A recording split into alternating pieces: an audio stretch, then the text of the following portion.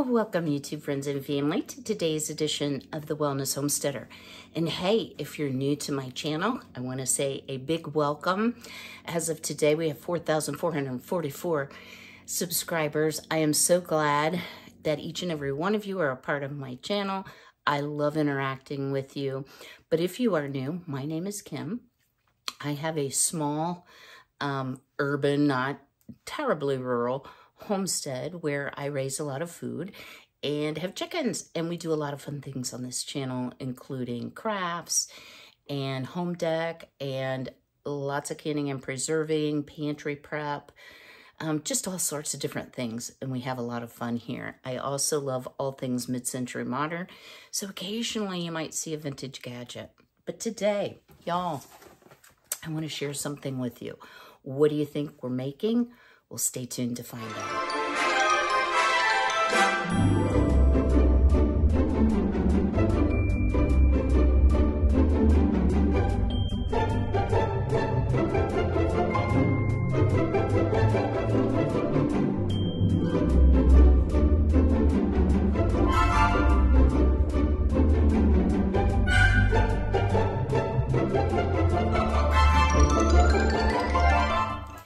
Y'all, got a new candy book.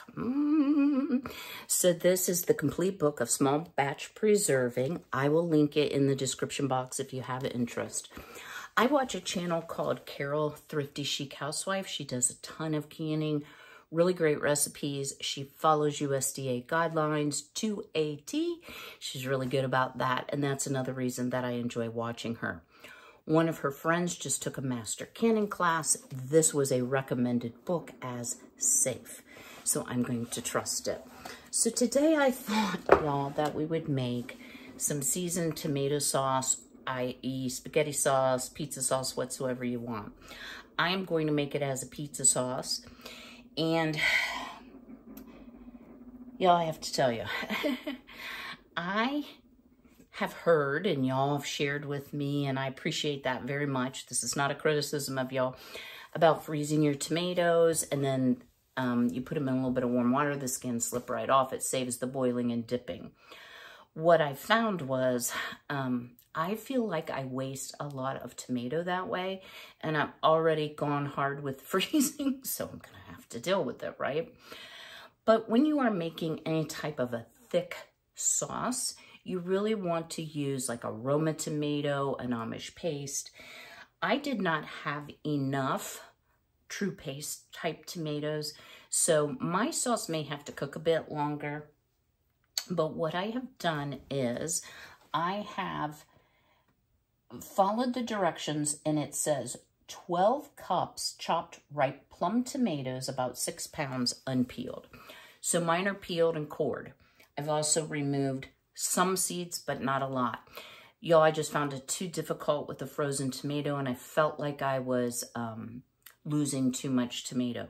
So we're gonna have to run this either through the Victoria strainer or some type of sieve to get out the chunky seeds or any pieces that might be, you know, left of the core. So I have placed the equivalent, I think, of 12 cups of tomatoes of what it would be if I had left the skin on. So what it says to do is combine tomatoes, a cup of chopped onion. I know, who am I, right? Like, I have some things prepped. And if you all are new to my channel, I'm notorious for forgetting things, and you know, I have to be like, hold on a minute, let me get a spoon. Hold on, let me get the spatula. You know, it's always something. All right. So we have our cup of chopped onion, and then it calls for 2 cloves of minced garlic. Now, y'all, I do have my own garlic, but for today, and see, I told you I couldn't have everything. I'm gonna use some pre-minced garlic, Great Value brand. So that's about 1 and 2. Then it calls for 2 tablespoons of chopped fresh oregano or 1 teaspoon of dried. All I happen to have is my homegrown oregano. So let me destem it here. And this is freeze-dried oregano. And I have to tell you, I am so impressed because it smells as fresh as if I just harvested it. And I really feel like freeze-drying, if you happen to have a freeze dryer, freeze-drying herbs makes all the difference.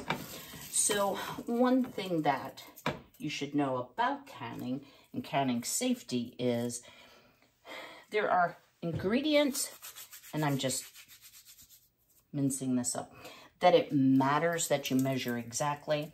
And there are ingredients, y'all, that it doesn't matter. So generally, herbs and spices, if they're not the main thing you're canning, you are fine to embellish as you please. So things like pepper, oregano, garlic, none of those items affect acidity and therefore don't have anything to do with canning safety. I should have destemmed this, shouldn't I? So I'm going to put a good, healthy dose of oregano. To me, oregano is what makes a pizza sauce taste like pizza sauce. And then we will taste as we go along, because whatever you're cooking, guys, what do I always say? Canning it does not improve the taste. So make sure what goes into the jars is the way you want it. All right, then we need half a teaspoon of black pepper. Hopefully I have everything else out. We shall see, right? So there's our pepper. And 2 bay leaves. If you don't like bay leaves, leave them out. Now this we will be picking out. So look at these big, beautiful bay leaves that I get from Azure. Y'all, if you're not ordering from Azure Standard, you might be missing something. So we've got our tomatoes, onion, garlic, pepper, bay leaves, and now we are going to add, believe it or not, we're going to add, wait for it, a teaspoon of sugar. And so that sugar helps kind of round out the acidity of the tomato. Now, we will be adding some additional ingredients before canning, like pickling salt. Let's see. Tomatoes, onion, garlic, oregano, sugar, pepper, and bay leaves. Bring to a boil over high heat. Reduce heat and boil gently, uncovered, stirring occasionally for 1 1/4 hour or until very thick. Press through a food mill or coarse sieve. Remove and discard seeds and skin. Add vinegar and salt. So we will be adding some red wine vinegar and some non-iodized salt. So I'm going to put this on high to get it started here. Y'all, I have to tell you, it smells absolutely amazing. Oh yeah, you can see it. Okay. Now, I can already tell you, I've got a lot of water coming out of these tomatoes. I drained them as well as I could, but I may have to cook a little longer than 1 1/4 hours, and that's okay. You know, it's a process.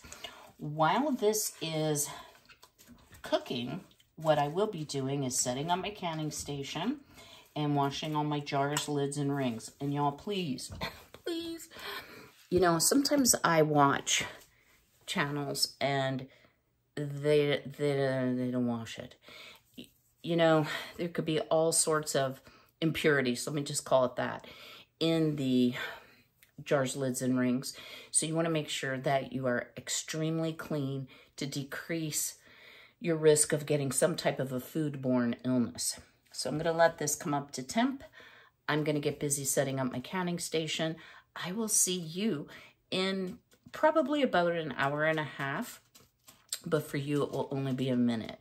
So stay tuned.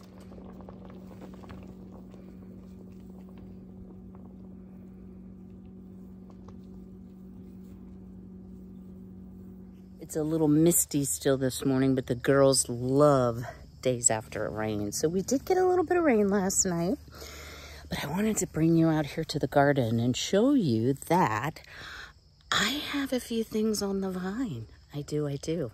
Y'all, I am still getting pumpkins, and knowing that, look here guys, knowing that we still have about 2 months until our first frost. I am hoping to get more. So when you see, oh, there's a bee in there. Go ahead, Mr. Bee, or Miss Bee.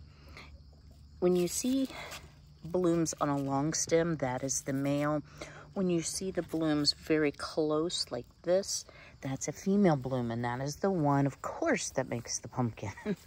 So I had to put a new block here because the girly girls were getting into the pumpkins. Got one there coming along nicely. Got a big one there. But y'all, look at my Kajari melon. I'm so excited, and there's another one here. I did get some weeding done. Thank you. But I still have the tomato palooza back there. But I can just tell overall that things, they are a-changing. Fall is definitely coming. Oh, the girls have kind of spread out my wood chips so they'll be well seasoned. They're still picking tomatoes, but y'all, I still have some beauties on the vine. Got a lot of spent foliage that I've been trimming back, but yeah, I still have all the tomatoes. And if you see over there, butternut squash, still a lot of sunflowers blooming, as well as zinnias. All right, y'all, we're at about 40 minutes. You can see it's thickening up nicely. So even though I didn't have all paste tomatoes, I think I'm gonna try cooking it for about 50 more minutes. I just set the timer for an hour and a half. I think we're gonna be okay. And then our ingredients are getting, that's a bay leaf, but you know, nice and soft. But you can see there's a lot of seeds. I'm gonna try just pressing through a sieve. I think that's going to be adequate. So we're gonna let this continue on. Be sure when you're cooking, I did not say this, that you leave it uncovered. The idea is to evaporate out a lot of those watery compounds so that you have a nice thick tomato sauce at the end of cooking. Well, y'all, it's been an hour and 15 minutes and my sauce has thickened up beautifully. So I'm going to follow Miss Carol's directions by first blending it up with an immersion blender. Now, as always, y'all, be careful about the splashing. Oh, just hit me in the neck.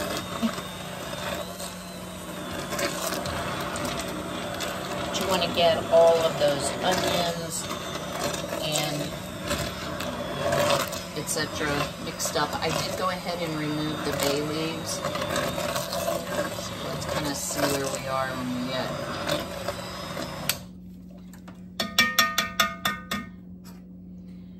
I need a third arm, guys. Woo-wee! Now it's really gonna pop. Let me pull it off the heat. Okay, there we go. Ouch. So be careful on the popping. Wow, that is some nice, thick, beautiful sauce. And I'm not super picky about the seeds, y'all. I'm gonna give it a shot of running it through the sieve. But before we do that, let's add our final ingredients. So we wanna add, first of all, half a teaspoon of pickling salt.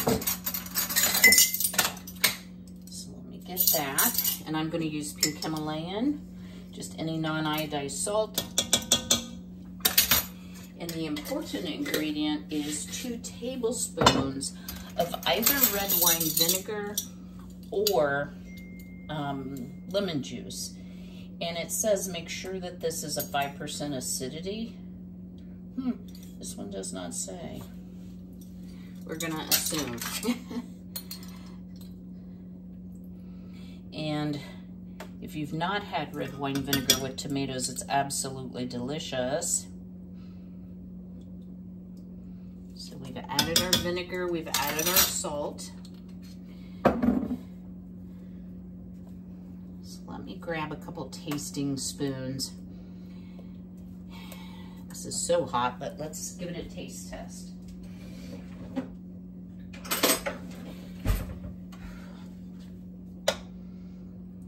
There are a lot of seeds, I will say that.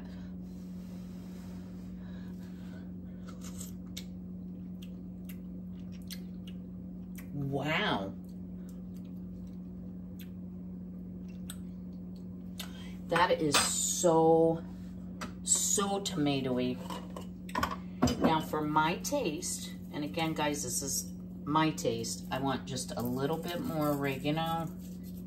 Just a little bit. But that is quite tasty. So that's, let's add about half of a teaspoon more oregano. We'll give it another stir. I'll get a clean spoon and we'll give it another taste. You could also, pardon me, add parsley. So it's kind of whatever floats your boat. Oops, I guess I should turn that burner off. I may want to hit this again with the stick blender. Let me grab a clean spoon.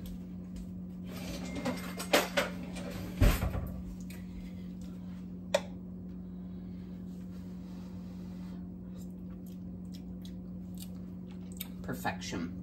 Wow, that is good. So let me do a little experimenting with the sieve. I'll let you know if it works or not, and if it does, I will show you. If not, I'm going to can it seeds and all because seeds don't really bother me. I wanted to show you the difference of what happens if your sauce is seeded like this versus running it through a sieve where it is super smooth. I think it is worth the effort to run it through the sieve. And this is much like the waste that you would get from a Victoria strainer. Now, what I've observed is that for me, I am losing my oregano. I don't know if you will. I think it depends on how finely ground it is. Mine's not that fine. So I am going to probably have to re-season a little bit, but I think it is worth the extra effort. And if y'all want to see what I'm doing, hold on here. What I have is a glass bowl, just a fine mesh sieve. If this happens to be a Cuisinart sieve, I think I bought it in a set of 2 or 3. And I am just working that through the sieve, and the seeds are sticking, but guys, honestly, so is the oregano. I also think I'm gonna add a little bit of my dried parsley to it as well. So let me get this all sieved out. I am gonna be canning in very small jars. I'm gonna can in the 8 ounce or the half-pint jars, or some people call them jelly jars, because that's about perfect for a pizza.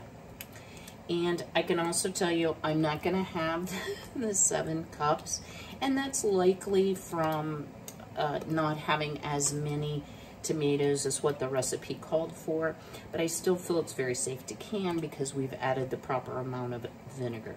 So I'm gonna keep working endlessly on this, and I bet the girly girls would like this. They love tomatoes and they love tomato seeds. So let me continue working. I will bring you back when we're ready to start jarring up. And again, we're going to use half-pint jars, and we are going to water bath process them. I'll give you all the 411 on that when I bring you back. Stay tuned. When you think you're recording and you're not. All right, y'all, I am super pleased with the quality of my sauce. It is silky smooth. I'm glad I took the extra step of removing the seeds. I will tell you that I re-seasoned, retasted, re-seasoned, added some more oregano, a little bit of parsley, a little bit more salt, and here you go, guys. So you want to pack your jars with a 1/2 inch head space, deep bubble, clean your rims, lids and bands, into the canner, 1,000 feet or below, for 35 minutes for these 8 ounce jars. I'll bring you back when they're all finished. Y'all, ooh, pink. Now, as I think the last jar, look how gorgeous our 4 jars of pizza sauce are. I think this will make 2 pizzas for me. I don't like a real saucy pizza. So you may be asking, wow, you did all that work for 4 little jars of pizza sauce. Was it worth it? I will say that when I remake this, I will do it with the appropriate tomatoes and I won't pre-freeze them. I think that whenever you make a concentrated sauce, you are going to lose a lot of the volume out of the tomatoes. But this, y'all, so delicious, so very worth it, and I think worth every bit of the time. I'm leaving the canner out because I have some projects to do a little bit later this week. So I hope you've enjoyed today's video. Drop me a comment below. Have you ever tried making pizza sauce or tomato sauce like this? And what do you think of the new counting book? Is it something that you would like to try yourself? You know, not having a lot of people to cook for, these small batch recipes are just right on for me. So I am definitely a fan. I will see you all a little bit later with a brand new video. If you do me a big favor, go ahead and smash that like button. Don't forget to leave me some type of comment about whatever you'd like to talk about. And I'm going to enjoy this overcast, kind of drizzly day because I did not have to water my garden today for the first time in a while. So I am rejoicing. So until I see you again, be healthy, be well, be blessed. Take care.